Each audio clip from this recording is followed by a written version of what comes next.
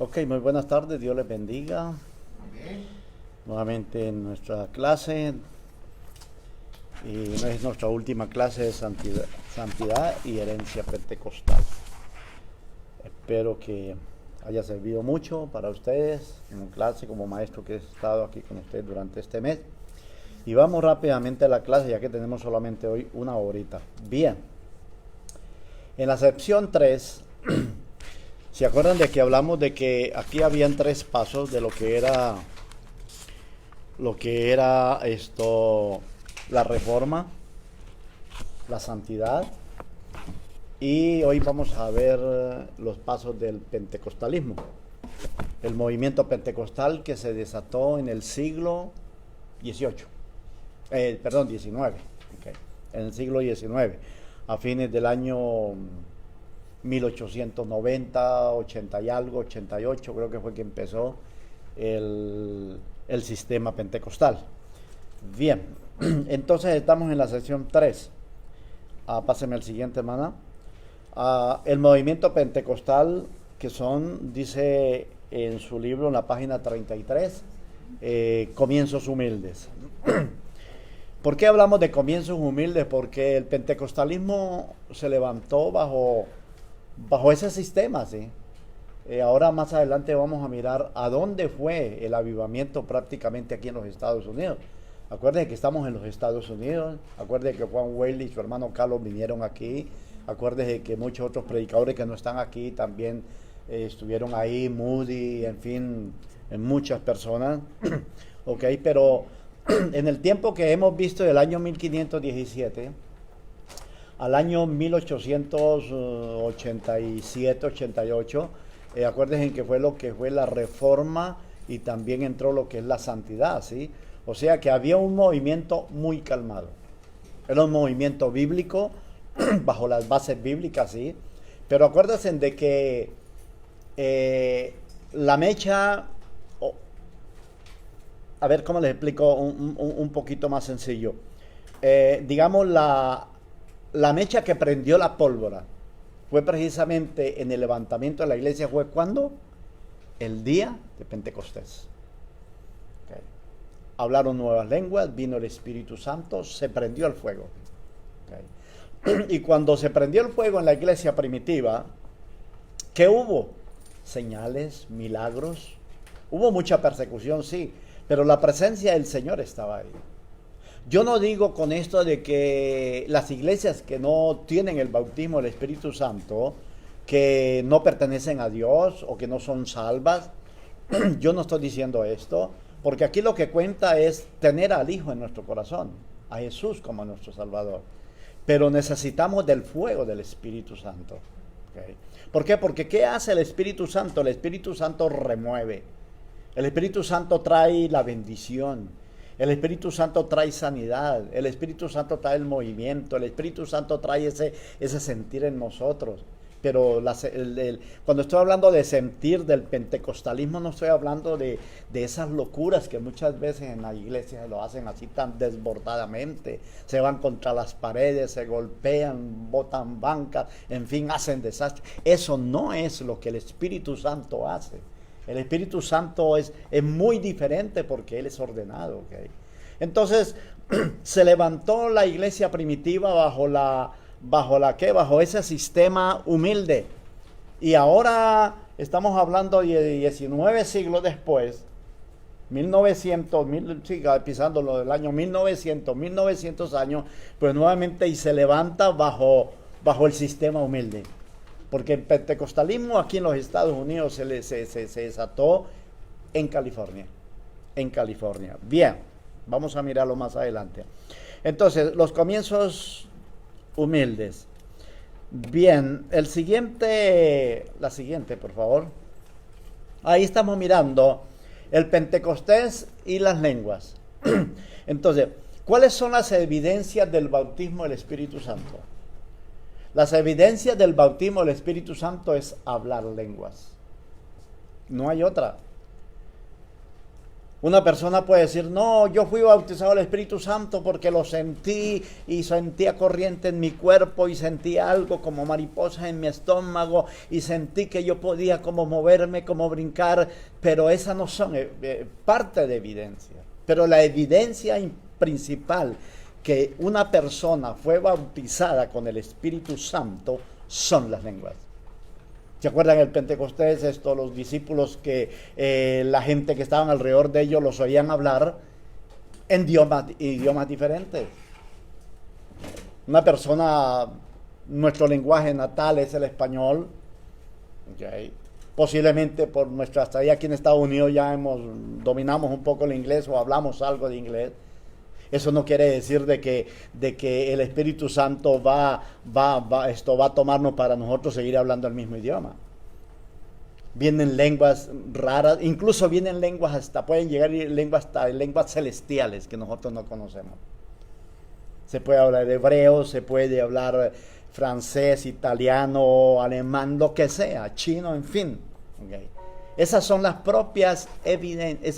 evidencias. Discúlpeme la interrupción, por favor, bájenle volumen a su teléfono para que no lo distraiga. Okay. A mí a veces se me olvida, casi nunca me toma de sorpresa. Bien, entonces son las evidencias. Okay. Las lenguas y el bautismo con el Espíritu Santo, hay varias manifestaciones. Las manifestaciones, como les dije, el hablar lenguas, las manifestaciones de la presencia del Espíritu Santo, y en ese mover del Espíritu Santo es donde hay milagros y señales. Okay. No quiere decir de que el Espíritu Santo solamente hace las obras, señales y milagros. Okay. Porque es que cuando estamos hablando de un Dios, estamos hablando de un Dios trino. No podemos decir, no, es que el Padre es más importante que el Hijo más importante que el Espíritu Santo. No, esto es una unidad compuesta en el cual nosotros podemos libremente invocar. Invocamos al Padre, lo adoramos por lo que Él ha hecho, adoramos a Jesús por lo que Él hizo, el sacrificio por nosotros, adoramos al Espíritu Santo que está con nosotros, llevándonos, nos está preparando para llevarnos a la eternidad, porque Él es el que va a arrancar la iglesia de la tierra cuando suene la final trompeta. Entonces, vemos a Carlos Fosfar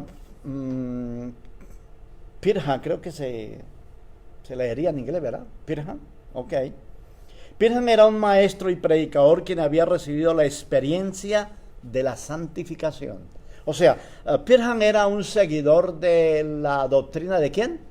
Juan Wesley. Acuérdese, de la santidad, ok.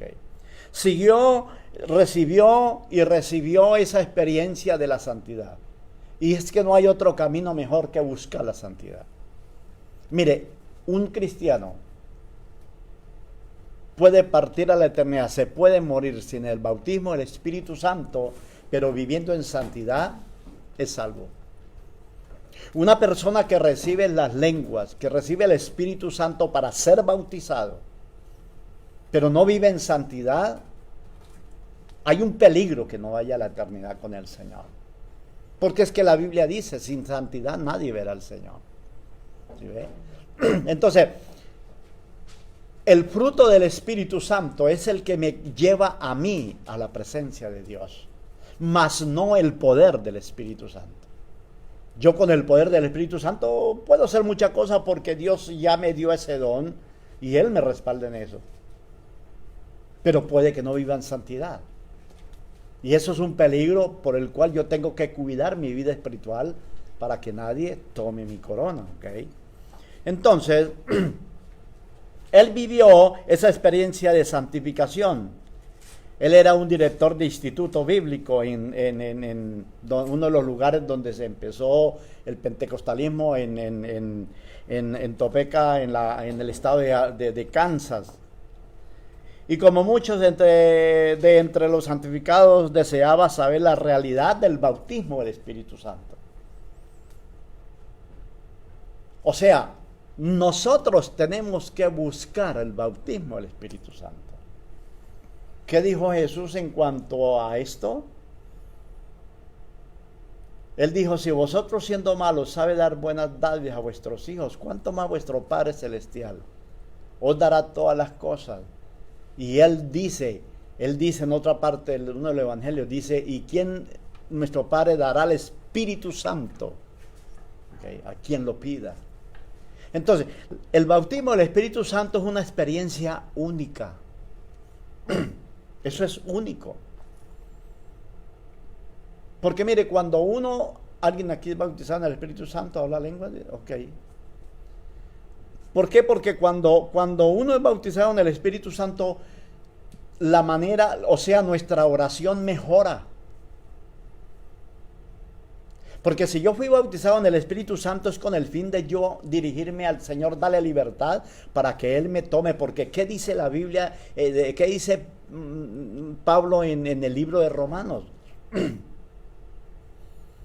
Que cuando nosotros hablamos lenguas, okay, no sabemos lo que decimos porque es el Espíritu el que viene a mí, porque yo me dirijo a Dios sin yo saber a ciencia cierta mi conocimiento, yo qué estoy diciendo.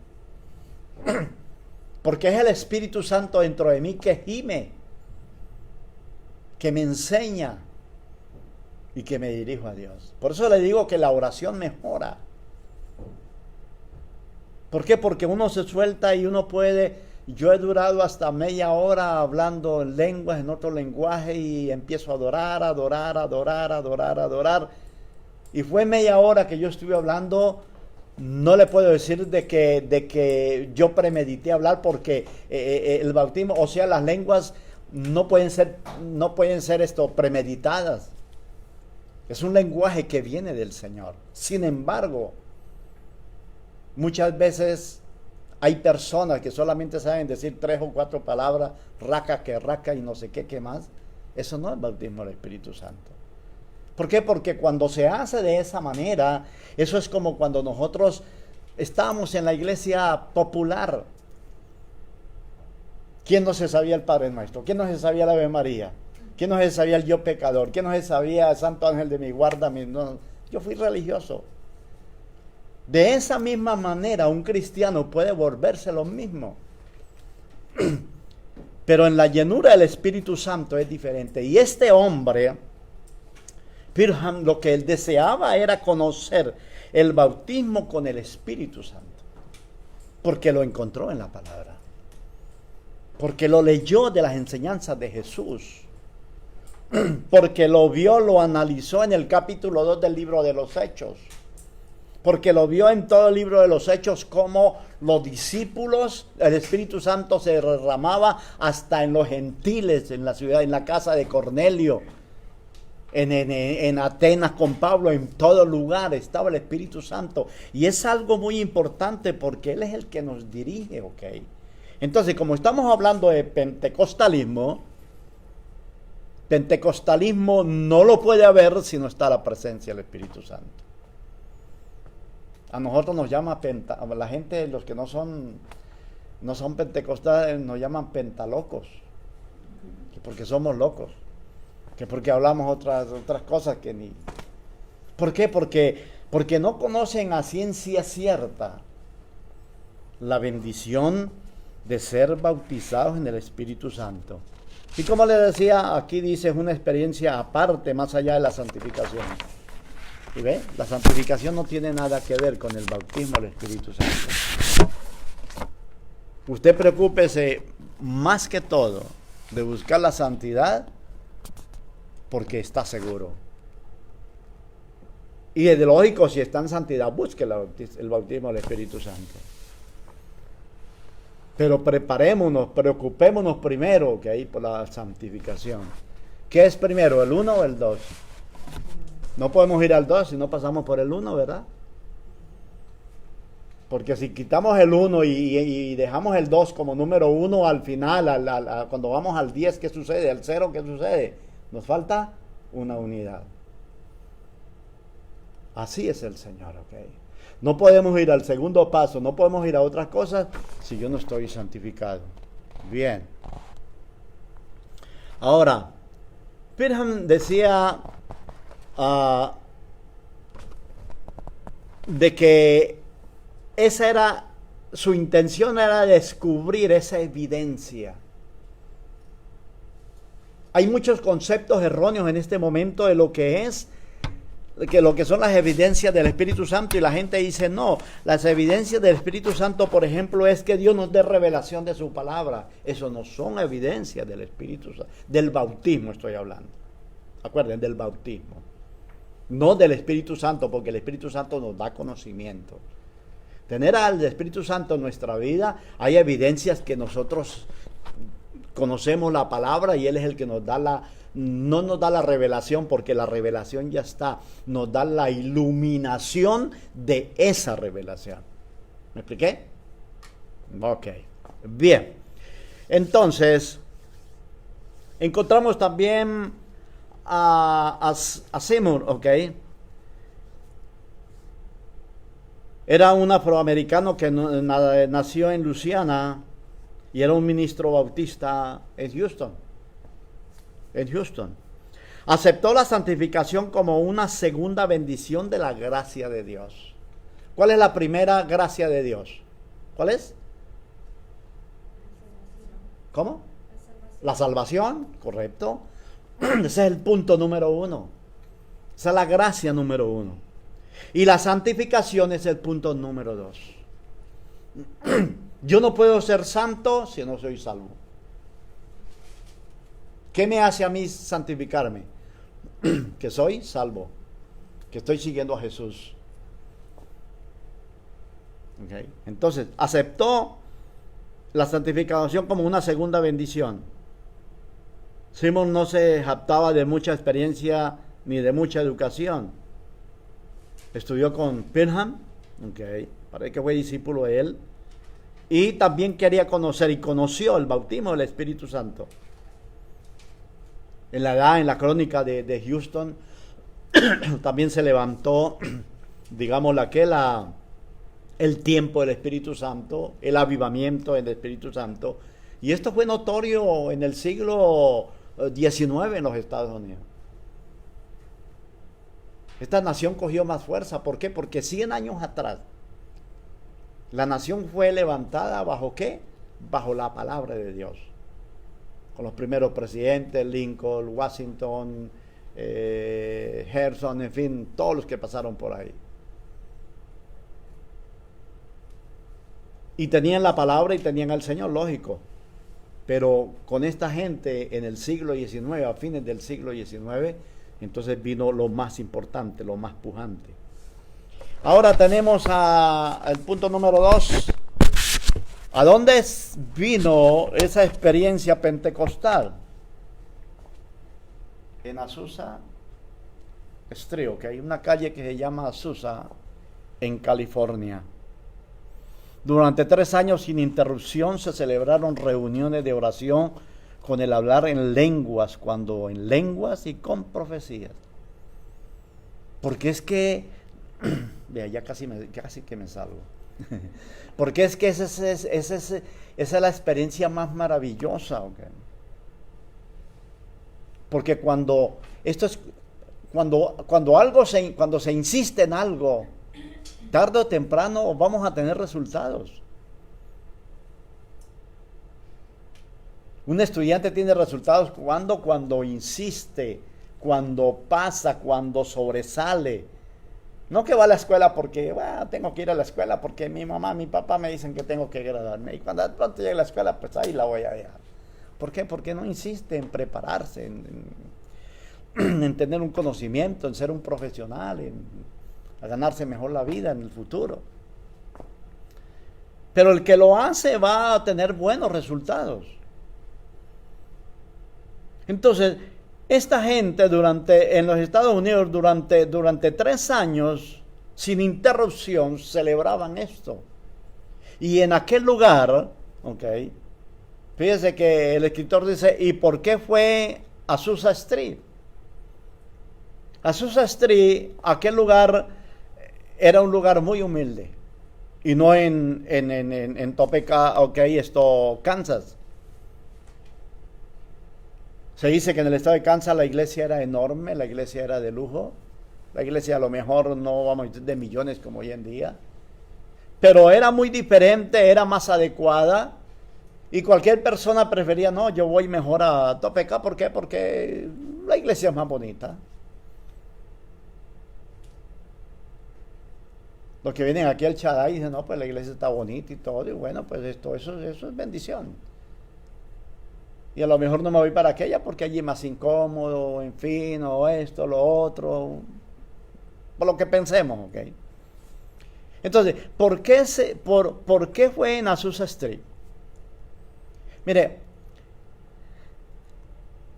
Azusa Street se convirtió en la Jerusalén. Cuando vino el Espíritu Santo sobre Jerusalén, ¿a dónde fue? En un aposento alto, dice la Escritura. Ahí estaban los discípulos. Y allí pues Dios le plació derramar el Espíritu Santo sobre ese lugar. Okay. Pero cuando viene el bautismo en Azusa Street, okay, hay ese nuevo renacimiento, ese nuevo movimiento. Yo me imagino la gente de California, okay, con esas noticias, wow, el avivamiento del Espíritu Santo, lo que ellos esperaban, lo que ellos querían. ¿Cuántos días duraron los discípulos esperando el bautismo del Espíritu Santo? 10 días. Aquí estamos hablando de años, estamos hablando de mucho tiempo. Y saber que la bendición vino para ellos. La publicidad es la respuesta. Las multitudes continuamente asistían a las reuniones y los periódicos seculares y religiones públicas, en las noticias. El Camino de la Fe en Carolina del Sur publicaba lo que estaba aconteciendo en Azusa Street en todos sus ejemplares. Y eso que no había internet. ¿Qué tal que hubiera habido internet? Eso es como si hoy en día, wow, la chispa se prendió en el Shaddai de Austin, Texas. Todo el mundo va a decir, bueno, ¿y qué va a pasar allá? Y hay testimonios, hermanos, de que cuando el Espíritu Santo viene, cosas sobrenaturales. En Bogotá una vez, una ocasión donde la gente se alarmó y llamaron los bomberos porque en la parte de arriba de la iglesia, que son que el techo, pues, por encima, la iglesia estaba ardiendo y llamaron los bomberos, pero no era fuego artificial, era la misma presencia del Espíritu Santo. El fuego estaba adentro. ¿Por qué? Porque era la presencia de Él. Eso trae como consecuencia eso. Cuando nosotros buscamos a Dios, van a haber noticias. La gente, yo sé que la gente es dura de corazón. Luego a Jesús no le dijeron, nosotros queremos que nos haga. Herodes fue uno que le dijo a Jesús, yo quiero verte hacer un milagro para creer en ti. Ya luego los fariseos no le decían lo mismo. Y Jesús no cayó en eso. Porque el que va a creer, aunque no vea, va a creer. ¿Acaso nosotros no creemos sin ver? ¿Qué le dijo el Señor a Tomás? Mira, incrédulo. No, eso no dice la Biblia, yo lo estoy diciendo. Tomás dijo, no, hasta yo no ver sus huellas, su costado, sus manos, sus pies, yo no creo. Y Jesús se le presentó. Y le dijo, mete tus dedos aquí en mis llagas. Como quien dice, me va a traspasar al otro lado. No seas incrédulo. Por cuanto me has visto, has creído. Pero bienaventurados los que no han visto y creen. O sea, nosotros somos bienaventurados porque no hemos visto, pero hemos creído. ¿Okay? Bien. Entonces, las publicaciones pues se hizo prontamente de que en Azusa Street estaba el avivamiento y de ahí arrancó. Por los años 1887 creo que fue. Bien. Entonces, nadie puede decir exactamente por qué la época moderna del Pentecostés comenzó en Los Ángeles. Los Ángeles, California. Cuando Los Ángeles era una Babel oculta, una Babel religiosa. Usted sabe que la madre de toda la pornografía y de toda la sociedad en Estados Unidos es Los Ángeles, Hollywood. ¿Y cómo es que Dios se manifiesta ahí? ¿Cómo es que Dios hace esto? Porque cualquier persona con una mente religiosa dice, no, es que eso no es de Dios. Porque Dios no va a hacer eso. Dios es santo y Él quiere estar en un lugar donde no haya pecado, donde no haya maldad. Eso nunca va a suceder. Eso nunca va a pasar. Bien. Ni por qué comenzó en un templo abandonado. ¿Algunos de ustedes han estado en el este de los Estados Unidos? Nueva York, Filadelfia, New Jersey. Mire, los templos de Nueva York, los templos de Filadelfia, son edificios arruinados. Uno los ve por fuera, eso tiene una fachada que, wow. Uno dice, no, pero ¿habrá gente aquí? ¿Vivirá gente acá? Y cuando usted entra, posiblemente allí hay una iglesia formada, una iglesia que alaba a Dios. Eso estaba sucediendo con este lugar. La fachada de este lugar, de este templo, era un templo abandonado. Usted va por el Bronx, usted va por Brooklyn de los Estados Unidos, usted entra por la parte norte de Filadelfia, eso es basura por todos lados, basura en la calle. Bueno, eso es horrible, horrible, mi hermano. Entonces, rústicamente, y era totalmente rústicamente amoblado, o sea, no tenía ninguna fachada. Ni por qué, estoy en la página 36, Dios utilizó un afroamericano, más todavía. Ustedes saben el golpe que Dios le dio a los racistas, porque los racistas, los blancos pensarían que no, que ellos como dicen, bueno, no todos, los respetamos, que son mayoría, que son una raza mucho más avanzada que los latinos, que los afroamericanos, que los chinos, en fin. ¿Okay? ¿Por qué Dios utilizaba a este afroamericano sin educación, sin cultura, con visión en un solo y sin visión? Porque él era impedido de una vista, para dirigirlo a esto. ¿A quién usó Dios para el levantamiento de la iglesia? ¿A quién usó el Señor cuando la iglesia se levantó? A Pedro. Era un deletrado. Pedro no tenía estudio, era un pescador. Y Dios no usó ninguno de estos doctores de la ley, estos fariseos, saduceos. Que lo más lógico para cualquiera dice, no, la sociedad dice, no, esta persona tiene educación. Un neófito, no tiene nada, ¿qué nos puede enseñar? ¿Qué nos puede decir? Pero cuando está el Espíritu Santo sobre nosotros, dice la Escritura que Dios escoge la escoria, lo peor de este mundo, para avergonzar a los sabios. Amén. Y nos ha escogido a nosotros, amén. Como iglesia, estoy hablando como iglesia, para avergonzar a los sabios, porque los sabios hoy tanto quieren saber que están raspados. Podrán decir muchas cosas, pero nunca van a acordar con lo que dice la palabra de Dios.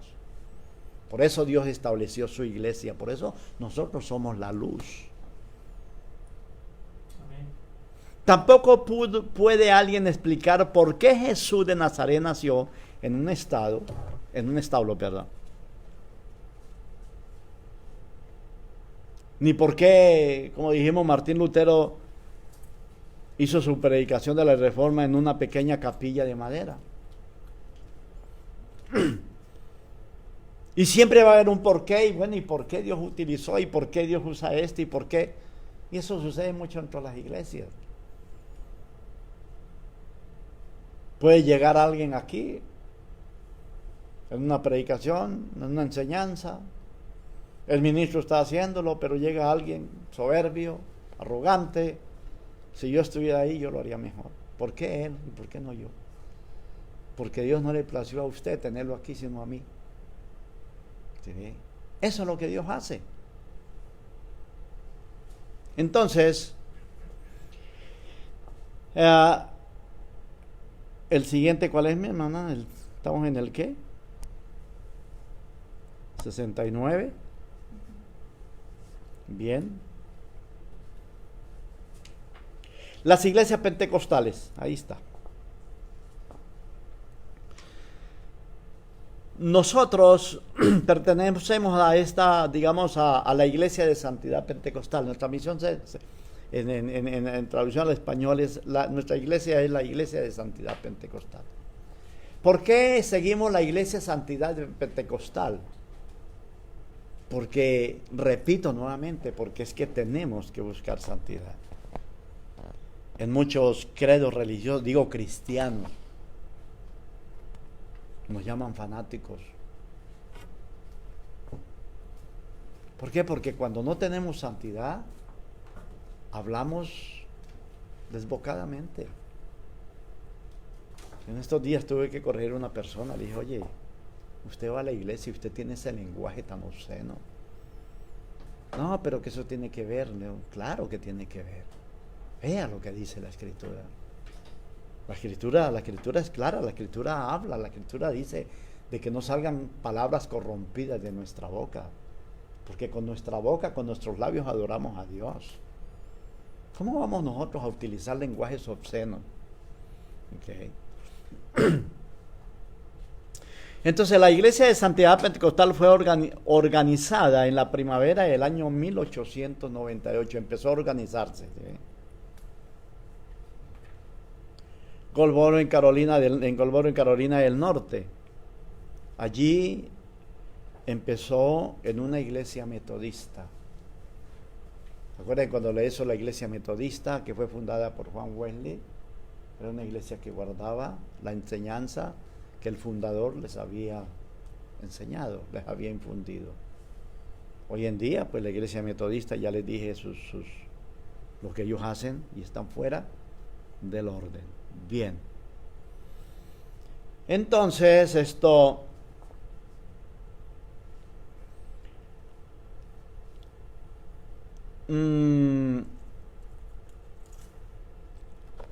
vamos a la siguiente, al siguiente slide, el 70, ¿verdad? Aquí encontramos la iglesia de Dios en la página 38. Bien, todos dijimos que la iglesia de Santidad Pentecostal empezó a organizarse por los años 1887. Bien, empezaron a levantarse en las diferentes credos. No vamos a decir religiosos, o sea, diferentes misiones, organizaciones. Okay. Hablamos de la iglesia de Santidad Pentecostal, se levantó la iglesia de Dios. Caswell fue el que la difundió, la fundó. El mensaje, él enseñaba el mensaje de la lengua, era por toda la parte del sur de los Estados Unidos. O sea, como le decía, en toda la nación empezó a cubrir esto rápidamente. O sea, la presencia del Espíritu Santo, no hacer una comparación como la de hoy, pero fue tan rápida, que sí podemos decir que más o menos imaginémonos, sacamos conclusión cómo fue que el COVID-19 se expandió por todo el mundo en términos de poco tiempo, muy poco tiempo, de tal manera que tiene abarcado el mundo entero. Entonces el Espíritu Santo el pentecostalismo abarcó los Estados Unidos prontamente, rápidamente, y por eso fue que esta nación se fue para arriba. Por eso fue que esta nación empezó a recibir la bendición de Dios. Mucha gente dice, no, pero los americanos, ¿por qué son una nación tan próspera, tan bendecida, tan ricos y esto y lo bendecidos? No, porque no saben lo que es eso. Precisamente, ¿por qué? Porque aceptaron la palabra de Dios. Cuando uno acepta la palabra, la Biblia dice, el que tiene el Hijo tiene la vida. Cuando uno acepta la palabra, está lleno de la bendición de Dios. Porque es que Dios cumple su palabra. Dios cumple sus promesas. ¿Okay? Entonces se levantó la iglesia con un mensaje totalmente pentecostal. ¿Por qué? Años después de haber venido la bendición, el despertar espiritual pentecostés en Los Ángeles, California, ¿okay? Empieza, hermanos, a organizar, empieza esto a subir, empieza la gente a conocer, a sentir la presencia de Dios, porque es por medio de la presencia de Dios el cual a nosotros nos hace mover. Porque no podemos, lógico, vamos a decir, yo quiero de eso también. Usted sabe que en el Nuevo Testamento, en el libro de los Hechos, cuando Pedro fue a Samaria a auxiliar auxiliar a quién, a Felipe, que había ido allí por la causa de la muerte de Esteban, de la persecución. Felipe estaba predicando en Samaria, en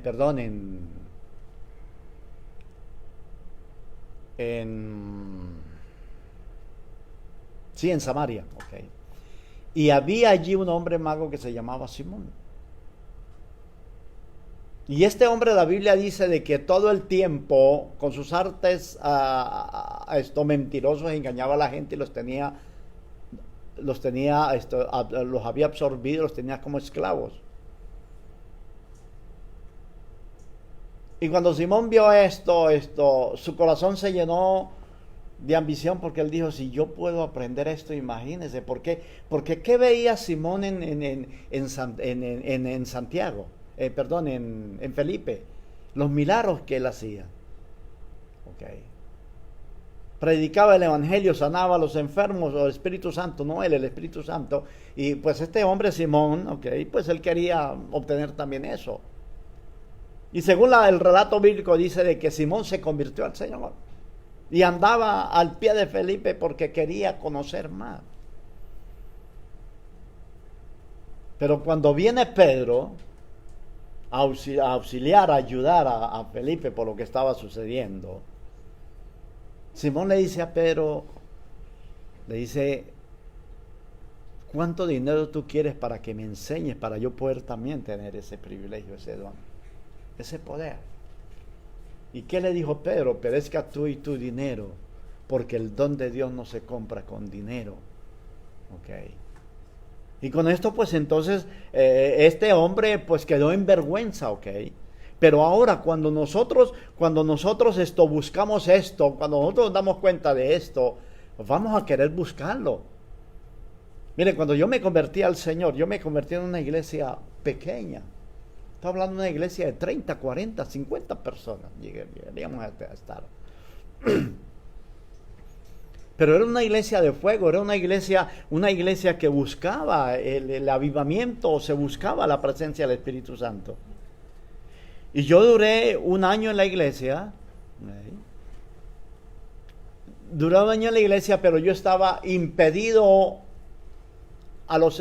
impedido a poder ejercer algún cargo dentro de la iglesia, porque estaba viviendo con una muchacha y pues no era casado, okay, recién convertido, y pues esto a mí me lo impedía, porque la iglesia, en ese tiempo la iglesia verdaderamente se vivía en santidad.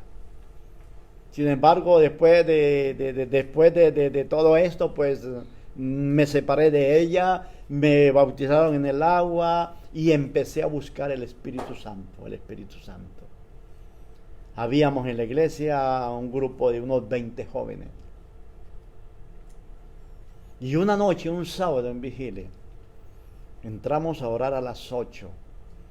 Pero allí entramos era a orar de rodillas, verdad, llorando, gimiendo, clamando. Y me acuerdo tanto que a la 1 de la mañana el Espíritu Santo vino sobre todos nosotros, en aquel lugar que era mucho más pequeño que acá. Y sentíamos la presencia del Espíritu Santo y duramos 2, 3 de la mañana y nuestras lenguas no se querían, nuestro lenguaje, no podíamos llegar a nuestro lenguaje original. ¿Por qué? Porque era que no podíamos, iba a hablar y era la lengua y éramos todos así. ¿Por qué? Porque uno desea, ¿ok? Uno desea más del Señor. ¿Alguna vez a usted ha tenido ese sentir de tener más de Dios? Claro que sí. Porque si no tenemos ese sentir de querer más de Dios, quiere decir, hermano, que estamos perdiendo nuestro tiempo. Okay. Porque este es un asunto de nosotros santificarnos, de nosotros buscar, de nosotros decirle a Dios, reconocerme yo mismo, que yo necesito de Dios para la obra que Él me ha encargado aquí en la tierra. Nosotros ni nos imaginamos el trabajo de los discípulos. Nosotros pensamos que los discípulos eran como nosotros, como la iglesia hoy en día. No, fueron gente que se despertó del Señor. Bien, vino la Iglesia de Dios en Cristo, ¿okay?, que fue fundada en el año 1907. Antes, perdón, pero hubieron divisiones en el año 1907. La Iglesia de Dios en Cristo de Mason se hizo la más grande denominación pentecostal de gente de color en los Estados Unidos. Mire, hermano, el pentecostalismo ha jugado un papel muy importante en la gente de color, en la gente morena. ¿Alguna vez usted ha estado en una iglesia de morenos? ¿Han estado? ¿Sí? Esa gente cómo cantan, ¿verdad? Esa gente cómo llaman el avivamiento. Ellos no son como nosotros. Gloria a Dios. No. Ellos están allí con fuego. Y no es que porque leen a la batería, no es que porque leen a la guitarra, no es por esto, no. Eso tiene mucho que ver, lógico. Es la manera de ellos adorar a Dios. Y tienen comunidades grandes.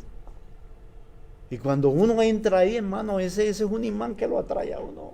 Wow. A mí me gusta entrar a un lugar de fuego. Ok. Bien, vino las asambleas de Dios. ¿Cuánto me queda, mi hermano? ¿10? ¿15? ¿Cuánto? 20. Bien. Entonces, en la asambleas de Dios fue una organización, o es una organización poderosa que ha estado a la vanguardia de la extensión mundial de la verdad. Mira, las asambleas de Dios a nivel en inglés y en español es muy grande dentro del centro, dentro del norte, centro y Sudamérica. Se ha expandido mucho y han sido una vanguardia para la expansión del Evangelio. Creció esencialmente de dos ramas de enseñanza, el énfasis de Keswick en cuanto a la santificación y la otra obra completa, la enseñanza de Durham en Chicago, ¿okay?, la expansión, hermanos, de la santidad. Siempre todo esto va a tener que ver con santidad. Es el lenguaje que nosotros no podemos sacar de nuestro sistema. Si sacamos la santidad, perdimos el rumbo, perdimos la dirección. Perdimos la dirección. Ustedes se habrán dado cuenta hoy, la gente cuando va a la iglesia, no digo todos, porque no, eso es imposible, pero mucha gente van a la iglesia, ¿por qué? ¿Usted los ha analizado? Dígame. Ah, ok.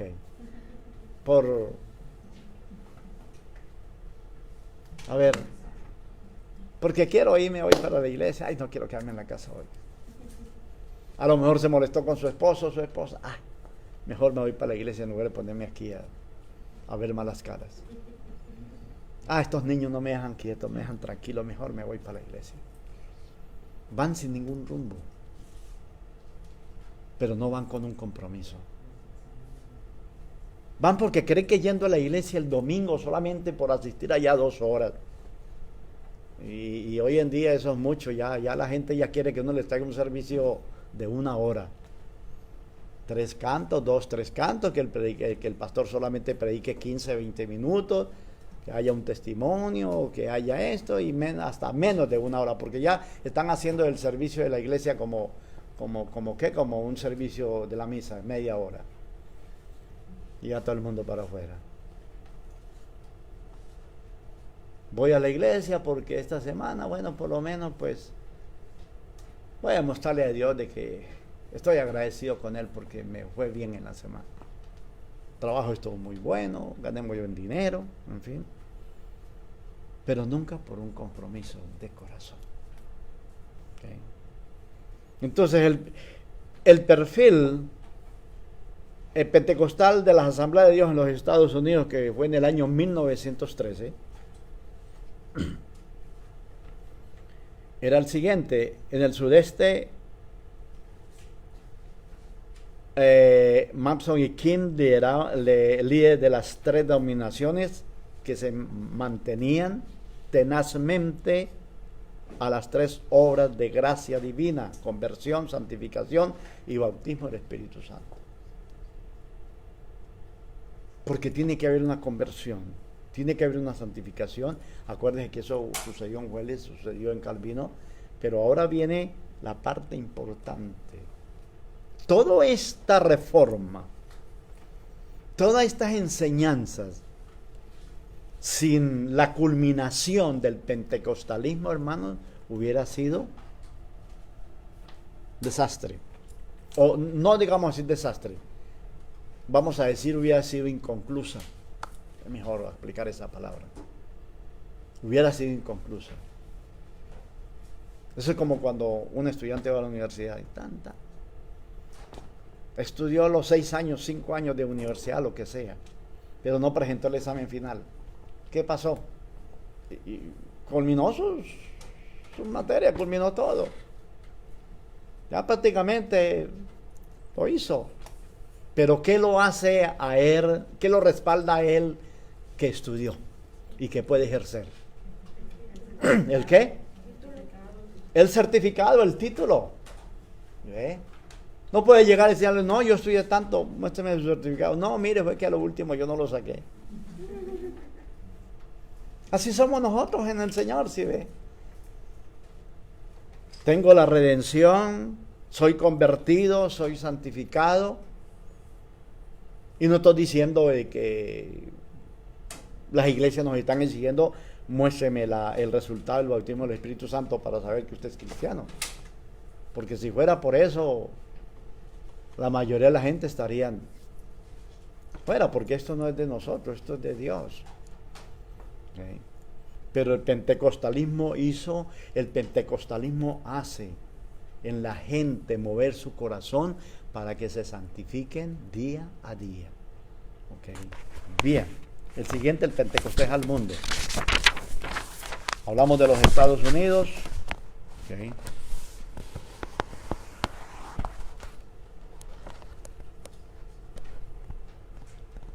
Antes de esto, antes de ir a esta parte, hay una organización no muy conocida. Aquí en los Estados Unidos no es muy... Sí es conocida, pero muy más a nivel de inglés, como lo es la Iglesia Internacional Cuadrangular. Okay. Es una división de las Asambleas de Dios por los años 1919, o estuvieron más o menos por ahí, se dividieron. ¿Cuál es la doctrina de la Iglesia Cuadrangular? Se le llama cuadrangular porque la palabra cuadrangular son 4, como el penta, digamos 5. Cuadrangular son 4. Entonces, ¿cuál es la base de la doctrina de ellos? Cristo salva, Cristo bautiza, ¿ok? Cristo sana y Cristo viene pronto. Sana, salva, bautiza y viene pronto. Por eso se llama cuadrangular. O sea, es un lenguaje, es una doctrina bien basada. Bien. Ahora sí vamos al Pentecostés en el mundo, la extensión por todos los Estados Unidos. Después salió, fíjese, a Noruega, Europa, parte de Noruega y Europa, en Gran Bretaña, y vino a América Latina, se expandió. Después de esto derramaré de mi espíritu sobre toda carne, o sea, se está cumpliendo ¿qué? Joel, capítulo 2, donde el profeta profetizó y dijo de que en los postreros tiempos mi espíritu, derramaré de mi espíritu sobre toda carne, tendrán visiones, tendrán sueños, en fin, todo lo que sucedió. ¿Cuándo sucedió esto? Cuando vino el derramamiento del Espíritu Santo en Jerusalén, en el año 33 más o menos después de Cristo. Bien, se puede decir que el movimiento pentecostal comenzó en Topeka, Kansas, en el año 1901, en unos meses se había movido a Houston, Texas, En el año 1906 recibió un impacto fuerte, como le dije antes, en Azusa Street, California. Bien, la esparcieron por todo el sureste de los Estados Unidos, ¿okay? O sea, el sureste, todo lo que es la franja del este, desde la Florida hasta arriba, hasta Canadá, eso es el sureste. Bien, entonces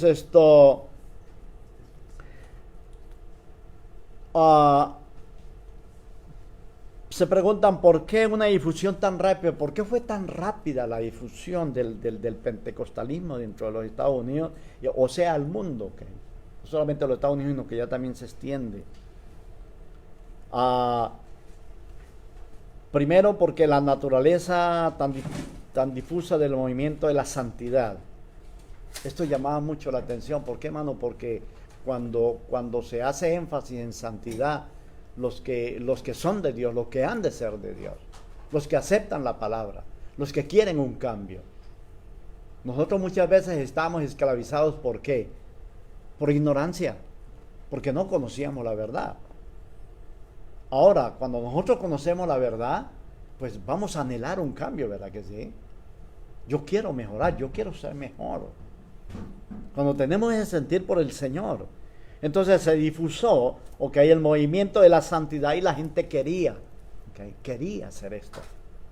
Por la publicación de tantas revistas acerca de la santidad, o sea, los anuncios, la red tan grande de líneas de ferrocarril en el país que hizo posibles de viajes de un lugar a otro de misioneros, predicadores, eso difundió.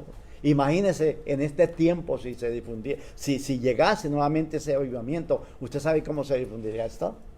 No tenemos que ir a ningún lugar, simplemente un clic en el teléfono, en la computadora, un televisor inteligente, vamos a ver Facebook, vamos a ver YouTube, está el predicador ahí. O sea, hubiera sido mucho más expansivo. Pero nosotros hoy que tenemos esa bendición, hermano, nosotros estamos prácticamente fuera. Porque no estamos cumpliendo el gran mandato, la gran comisión. Entonces nuestros hermanos nos enseñaron esto, nos dejaron esto para que nosotros pudiésemos avanzar, hermano. ¿Cuál es el siguiente, mi hermana? El siguiente slide, el número 72. En América Latina, vino a Brasil, a Chile y otros países. En África, los primeros misioneros estuvieron en el año 1908, llegaron a aquel lugar. Acuérdense en que Estados Unidos empieza a sacar misioneros, a llevar misioneros a todos estos continentes, a todos estos países. Santidad con Pentecostal comienza en el año 1914, el trabajo de soporte y otros trabajadores de Dios. 74 en Asia, en la India, ya empieza el evangelio a expandirse. Hong Kong, la China, Filipinas, Indonesia, Corea y otros países. Ahora, les voy a hacer una pregunta. 5 minutos, ¿verdad? La Biblia dice que este evangelio, que la venida del Señor Jesucristo no va a suceder ¿hasta cuándo? Hasta que el evangelio... Eso es lo que dice la Biblia. Y mucha gente hoy en día tranquila, si el evangelio, imagínense, en el mundo entero todavía el evangelio no se ha predicado. Hoy en día, con toda la tecnología que tenemos, el evangelio ha llegado hasta los más rincones acérrimos de la tierra. A todo lugar, el evangelio ha llegado de una o de otra manera. Sin embargo, óigalo bien, sin embargo,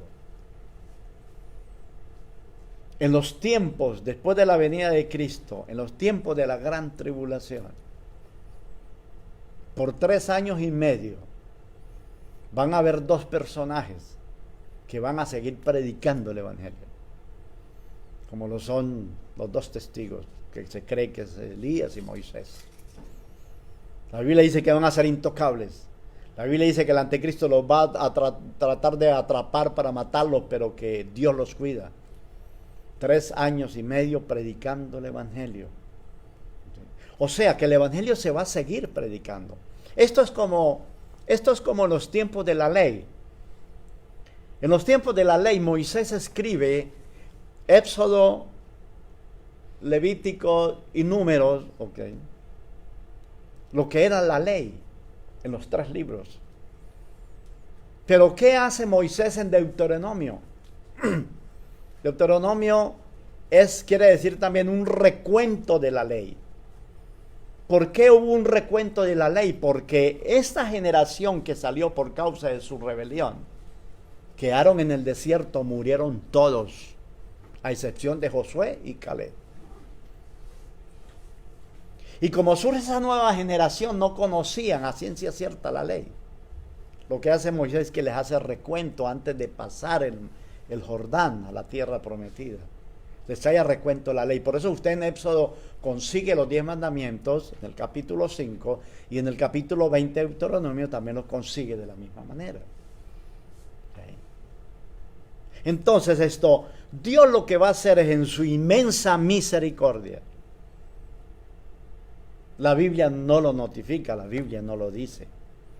Yo estoy asumiendo la misericordia de Dios. Yo no estoy diciendo la justicia de Dios. Yo no estoy diciendo que es que la Biblia dice. Yo no estoy sacando conceptos. Yo estoy diciendo en la misericordia de Dios que no quiere que nadie se pierda. Va a permitir una oportunidad para aquellos que oigan de ese mensaje. Para aquellos que acepten a esa palabra de esos 2 testigos. Porque entiendo que el mensaje de ellos va directamente también para los judíos, para el pueblo hebreo. Pero usted sabe cuántos millones de personas, de cristianos, se van a quedar en el arrebatamiento. No estoy haciendo conjeturas, pero ¿qué va a pasar con un cristiano que se descuidó y se quedó? Va a lamentar, va a llorar, va a desear. Va a decir, ay, cuando el pastor predicaba, cuando mi mamá me decía, cuando mi esposo, ¿por qué yo no puse cuidado? Y posiblemente la Biblia sí dice en Apocalipsis que el que acepte la marca de la bestia no va a tener parte con Dios. Va a ser sacrificado. Va a morir por la causa. Yo como cristiano, voy a ponerme yo el ejemplo, me quedé. Si yo quiero salvar mi vida, o sea, depender de un hilo de la misericordia de Dios. Señor, posiblemente tendré mi última oportunidad. Me descuidé, Señor. A eso es donde yo voy. No vayan a pensar de que eso no está en la Biblia. Yo lo puedo decir porque pues me baso en la misericordia de Dios.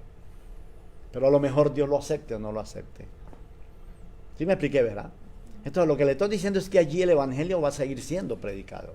Porque eso es lo que van a hacer los 2 testigos. Entonces, como el evangelio va a seguir siendo predicado, entonces nosotros tenemos que aceptar esa realidad de que yo no puedo confiarme, de que yo voy a guardar su palabra, voy a guardar el pacto con Él. ¿Para qué? Para cuando Cristo venga, yo poder arrancar.